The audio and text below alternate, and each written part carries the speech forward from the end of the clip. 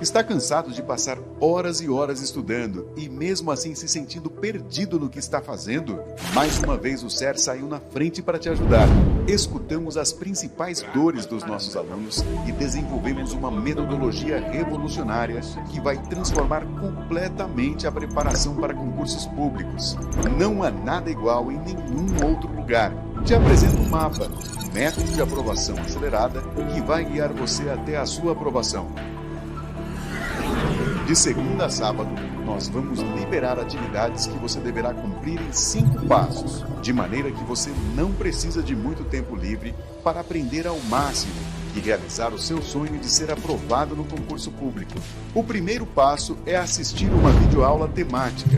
O segundo é ler um PDF com um resumo da videoaula. Após finalizar a leitura, o terceiro passo é resolver uma questão sobre o tema estudado. Em seguida, ler o mapa mental construído com base na aula, para revisar e fixar o conteúdo. Por fim, responder um simulado com base no tema da aula. Ao concluir seu curso, você terá tudo o que é necessário para acelerar a sua aprovação. E o melhor, conciliando os estudos com a rotina sem sofrimento. Além do novo método de estudos, o mapa está cheio de outras novidades. Site totalmente repaginado, mais completo e mais intuitivo. Ferramentas exclusivas, como aulas interativas, mentorias e régua de progresso nos estudos, técnicas de gestão do tempo e inteligência emocional. Todas essas novidades estão disponíveis nos cursos de módulo inicial, módulo avançado ou acesso total, que você escolhe de acordo com a sua necessidade. O método de aprovação acelerada do SERS chegou para te ajudar a alcançar o seu sonho. E então, vamos juntos?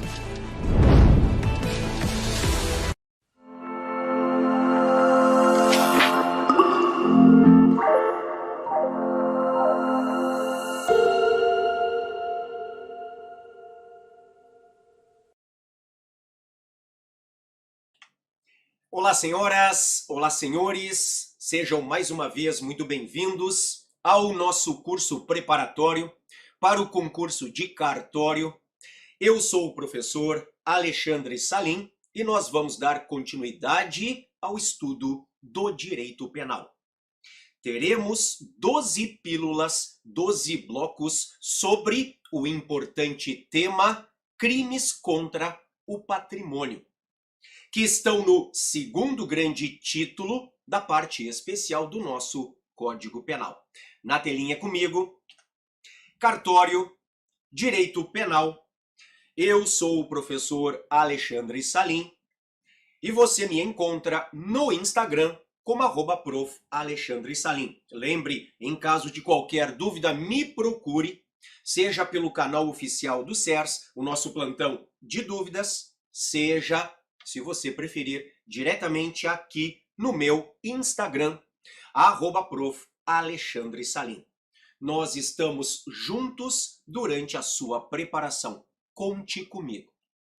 Aula de hoje, teremos 12 blocos, 12 pílulas na telinha sobre os crimes contra o patrimônio. E eu começo lhes mostrando como este importante tópico do direito penal vem sistematizado dentro do nosso Código Penal.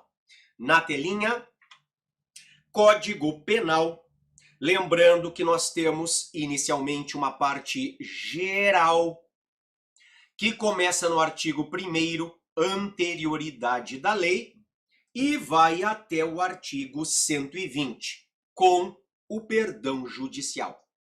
Na sequência, temos a parte especial, onde estão os crimes em espécie. O primeiro grande título da parte especial traz os crimes contra a pessoa. E aí eu desço para o segundo grande título, que traz os crimes contra o patrimônio. Então, nesta aula, nos interessa o segundo grande título da parte especial do nosso Código Penal, dos crimes contra o patrimônio. Temos um primeiro capítulo do furto, desci, um segundo capítulo do roubo e da extorsão, desci mais um pouquinho, um terceiro capítulo da usurpação, desse um quarto capítulo do dano, um quinto capítulo da apropriação indébita, um sexto capítulo do estelionato e outras fraudes, desci mais um pouquinho, um sétimo capítulo da receptação, desci e nós chegamos no oitavo e último capítulo das disposições gerais. Nós veremos bem no final, lá na 12ª pílula, no 12º bloco desta aula, as imunidades penais absolutas, aqui do artigo 181, as imunidades penais relativas, 182, e a exclusão das imunidades, 183. Veja que na sequência já há um outro título. Então, quando nós falamos, voltei, em crimes contra o patrimônio, nós falamos no segundo grande título da parte especial do nosso Código Penal. O nosso objetivo a partir de agora é o enfrentamento dos principais crimes deste segundo título da parte especial do nosso Código Penal. Ok? Eu estou voltando ao nosso material, abri a minha janelinha e nós vamos começar com o crime de furto. Artigo 155 do Código Penal. Eu vou colocar ponto 1, bem jurídico, conforme prevalece. O que se tutela é o patrimônio, ou seja, se tutela tanto a propriedade quanto a posse. Propriedade e posse são os bens jurídicos tutelados, protegidos pelo artigo 155 do nosso Código Penal. Em relação ao nosso segundo tópico, eu avancei aqui, nós vamos conversar sobre os elementos do tipo. Os elementos do crime, os elementos do tipo penal do artigo 155 do nosso Código Penal. Voltando então ao Código Penal na telinha. Voltei ao Código Penal, desci ao artigo 155. Aqui está ele. Veja, é o crime que inaugura o título 2 da parte especial dos crimes contra o patrimônio. Subtrair para si ou para outrem coisa alheia móvel. O verbo nuclear é subtrair. Ou seja, tirar a coisa da posse da vítima, passando-a para a posse do agente.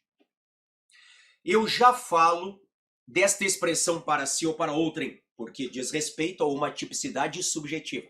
Antes, vamos enfrentar os elementos objetivos do tipo penal. Coisa alheia móvel. Veja na tela comigo. Coisa. Coisa é tudo aquilo que tem existência de natureza corpórea. Senhoras e senhores, o ser humano não é coisa. O ser humano não pode ser coisificado. Então, o ser humano não pode ser objeto material do crime de furto. O ser humano não pode ser furtado. Se o ser humano for levado contra a vontade dele, provavelmente haverá outro crime. Seja um crime contra a liberdade pessoal, sequestro e cárcere privado, artigo 148 do Código Penal, seja um crime patrimonial, que não o furto, e sim a extorsão mediante sequestro, que nós veremos nesta aula. Oportunamente nós veremos. Artigo 159 do Código Penal. Mas não, voltei aqui, o crime de furto. Bom, ser humano não é coisa, mas para o direito penal, o animal o é. O animal, para o direito penal, é coisa. O animal pode ser o objeto material do crime de furto. Então pode haver o furto de um cachorro, de um gato, de um pássaro. Agora atenção, se houver furto de gado, se houver um furto de bovinos, por exemplo, se houver o furto abigeato, nós teremos não só furto, mas furto qualificado. Na forma do parágrafo 6º, vem comigo, do mesmo artigo 155. Subtrair para si ou para outrem coisa alheia móvel. E aí eu desço ao parágrafo 6º. A pena é de reclusão de 2 a 5 anos se a subtração for de semovente domesticável de produção, ainda que abatido ou dividido em partes no local da subtração. Aqui está o furto abigeato. Então, o furto, por exemplo, de gado. Voltei. Subtrair coisa alheia. Alheia é a coisa que pertence a outrem. Alheia é a coisa que pertence a terceiro. Então, cuidado com pegadinhas como... Voltei aqui ao nosso material. Cuidado com pegadinhas como... Botei em vermelho. Res nullius e res derelicta. Expressões em latim que acabam sendo cobradas nas provas. A res nullius é a coisa sem dono. Fechei aqui a minha janelinha. E a res derelicta é a coisa abandonada. Coisa sem dono, res nullius. Coisa abandonada, res derelicta. A pergunta que não quer calar é: a res nullius e a res derelicta podem ser furtadas? Podem ser objeto material do crime de furto? A resposta, obviamente, é não. Por quê? Voltei à lei. O crime de furto pressupõe a subtração de coisa alheia. Se a coisa não tem dono, res nullius, ela não é alheia. Se a coisa foi abandonada, res derelicta, ela não é alheia. Então, voltei. A res nullius e a res derelicta, voltei ao Código Penal, por não serem coisas alheias, não podem ser objeto material do crime de furto. Nós demos início ao estudo do crime de furto, artigo 155 do Código Penal. Na telinha de novo... Sabemos agora que, conforme prevalece, são bens jurídicos tutelados, a propriedade e a posse. E estamos analisando os elementos do tipo. Diz o Código Penal: furto é subtrair para si ou para outrem coisa alheia móvel. Subtrair é o verbo nuclear. É tirar a coisa da posse da vítima, passando-a para a posse do agente. Coisa, tudo aquilo que tem existência de natureza corpórea. Alheia, o que pertence a outrem. Aquilo que pertence a um terceiro. Móvel. Coisa alheia, móvel. Móvel é a coisa que pode ser transportada, deslocada, que pode ser movida de um lugar para outro. Coisa alheia móvel. Atenção aqui para o parágrafo 3º do artigo 155, na tela. Equipara-se a coisa móvel a energia elétrica ou qualquer outra que tenha valor econômico. Então aqui está o furto de energia elétrica. Aqui estão os famosos gatos. Então, aquela ligação clandestina da fiação pública, por exemplo, os gatos. Nós temos um furto de energia elétrica e, inclusive, um crime de natureza permanente, porque a consumação se protrai, se prolonga no tempo. Há uma discussão aqui envolvendo o sinal de TV a cabo. Na tela comigo. Afinal de contas, o parágrafo 3º fala: equipara-se a coisa móvel a energia elétrica ou qualquer outra que tenha valor econômico. A energia elétrica. Há uma decisão mais antiga, lá de 2011, do Supremo Tribunal Federal, dizendo que sinal de TV a cabo não é energia elétrica. Se nós utilizássemos este dispositivo para o sinal de TV a cabo, estaríamos nos valendo de uma analogia in malam partem, que é proibida em direito penal. Portanto, nesta decisão, nesta única decisão em que o STF enfrentou eventual furto de sinal de TV a cabo, disse: o fato é atípico. Por quê? Voltei. Porque sinal de TV a cabo não é energia elétrica, ok? Isto em sede de STF. Dentro do STJ, como eu coloco no meu livro, há duas posições. Há a posição pela atipicidade, tal qual a posição do STF, há a posição pela tipicidade, pelo crime, ok? Então há duas posições no STJ e no STF temos uma posição pela atipicidade. Combinado? Na tela comigo. Subtrair coisa alheia móvel são os elementos objetivos do tipo. A expressão para si ou para outrem diz respeito à tipicidade subjetiva. Para si ou para outrem. A tipicidade subjetiva. Aqui está o dolo específico. O elemento subjetivo especial do tipo ou dolo específico. Para si ou para outrem. Ou seja, há necessidade de que haja este dolo de querer a coisa para si de forma definitiva, de querer integrar, adicionar a coisa ao seu patrimônio. É por isto, senhoras e senhores, que o furto de uso é fato atípico no Brasil. O furto de uso, quando o sujeito não quer a coisa para si de forma definitiva, mas ao contrário, quer usá-la e tem a intenção de devolvê-la no mesmo local e nas mesmas circunstâncias, o fato é atípico. Voltei. Por falta deste dolo específico para si ou para outrem. Combinado? Voltei ao nosso material. Tudo isto aqui no item 2. No item 3, então eu abri a minha telinha e avancei. Nós temos o furto circunstanciado ou majorado. O furto circunstanciado ou majorado. O que nós temos aqui é o furto noturno. O que nós temos aqui é uma majorante ou causa de aumento de pena. Atenção, senhoras e senhores. O STJ, recentemente, pela sua terceira sessão, a terceira sessão é o plenarinho, como eu digo, né? Ela reúne, ela engloba as duas turmas criminais do STJ, a quinta e a sexta.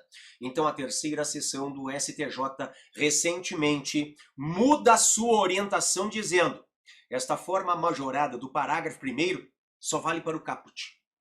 Não vale para as qualificadoras. Você não pode falar, de acordo com a atual posição do STJ, em furto qualificado majorado, mas somente em furto simples majorado. Eu vou colocar aqui no seu material.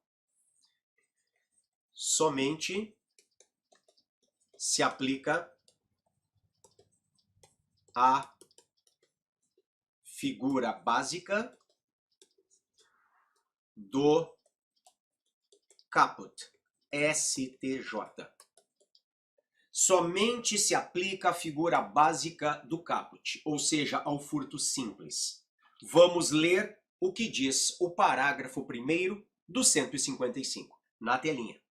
Diz assim: a pena aumenta-se de 1/3 se o crime é praticado durante o repouso noturno. A pena aumenta-se de 1/3 se o crime é praticado durante o repouso noturno. Então eu repito, de acordo com a atual posição do STJ, este parágrafo 1º só pode ser aplicado no furto simples do caput, na forma básica. Não pode ser aplicado na forma qualificada. Tá? Mas, aqui no parágrafo 1º, conforme o STJ de novo, não há necessidade de casa habitada e nem de vítima repousando. Não há necessidade de casa habitada e nem de vítima repousando. Não há necessidade de casa habitada e nem de vítima repousando. Isto significa que incide, por exemplo, em estabelecimentos comerciais que são furtados durante a noite. Incide, por exemplo, num veículo que está estacionado e é furtado às 4 horas da manhã. Em via pública, incide. Não há necessidade de casa habitada e nem de vítima repousando. Combinado? Voltei ao nosso material. Na sequência, eu abri aqui de novo a nossa janelinha e avancei para o ponto 4. Furto privilegiado. O furto privilegiado está no parágrafo 2º. Eu começo lembrando às senhoras e os senhores que é possível o furto privilegiado qualificado ou qualificado privilegiado, tanto faz, vírgula, desde que a qualificadora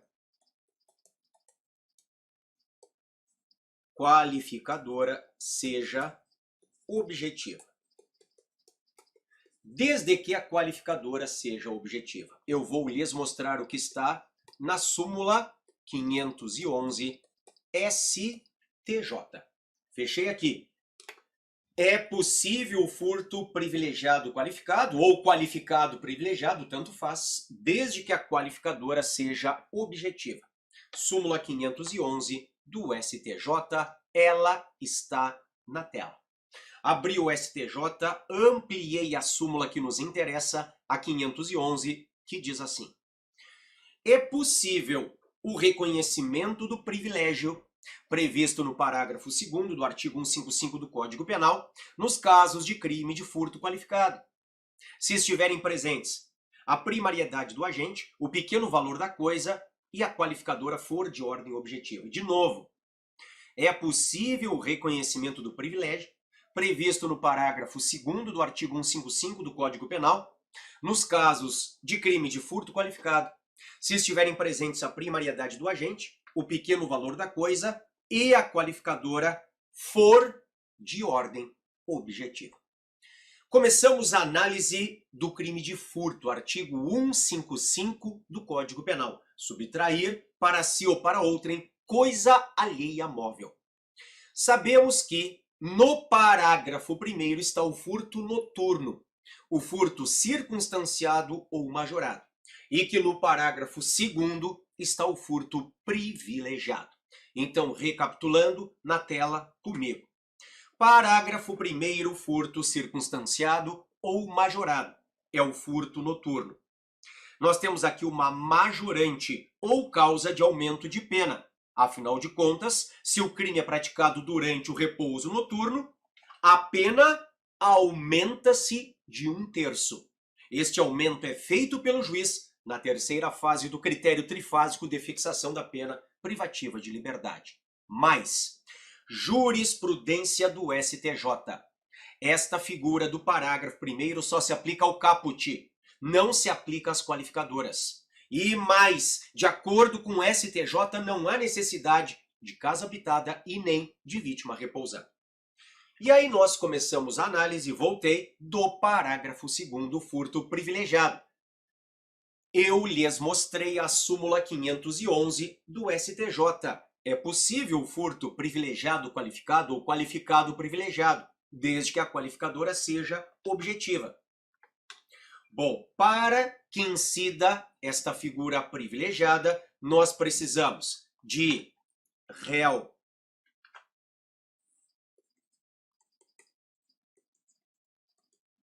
primário e coisa furtada de pequeno valor. Réu primário e coisa furtada de pequeno valor. Vamos até a lei, abrir o Código Penal.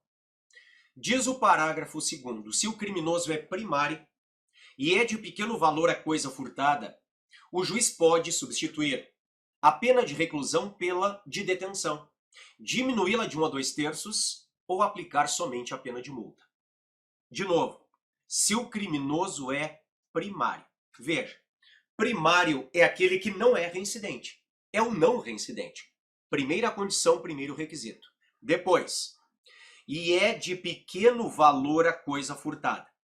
De acordo com a atual jurisprudência do STJ, a coisa furtada é de pequeno valor quando não passa de um salário mínimo, que estava em vigor ao tempo do crime. Não é o do dia da sentença, é o do dia do fato. Então, quando a coisa furtada avaliada, ela não passa de um salário mínimo do dia do crime, a coisa furtada é de pequeno valor. Combinado? Voltei. O juiz pode, primeira providência, substituir reclusão por detenção. Segunda providência, diminuir a pena de 1 a 2/3. Terceira providência, aplicar somente a pena de multa. Estas são as consequências, voltei, do furto privilegiado. Tá bem? Bom, e na sequência, abri a minha telinha e avancei. Nós temos o furto qualificado.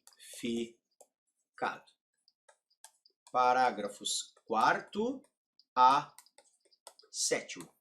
O furto qualificado, parágrafos 4º a 7º. Fechei aqui e voltei ao Código Penal. Furto qualificado.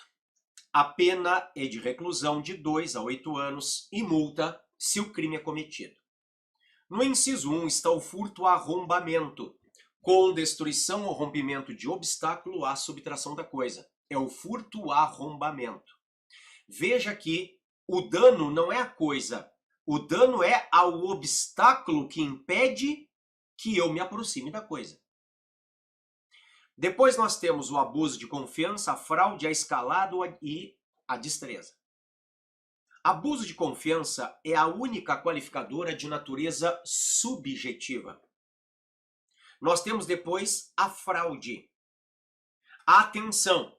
Não confunda o furto qualificado pela fraude com o estelionato. Isto cai muito. Eu vou colocar aqui no nosso material uma observação. Ó, atenção!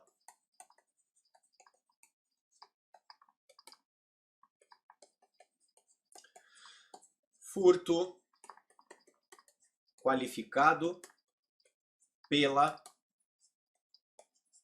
fraude. Eu vou colocar assim. A fraude é utilizada para distrair a vítima, vírgula, a fim de que ela não perceba a subtração. A pegadinha será com o estelionato. No estelionato, como nós veremos, a fraude é uma elementar, é elemento do tipo, está no caput. Então você não pode confundir furto qualificado pela fraude com estelionato, em que a fraude é uma elementar. Voltei aqui. No estelionato, a fraude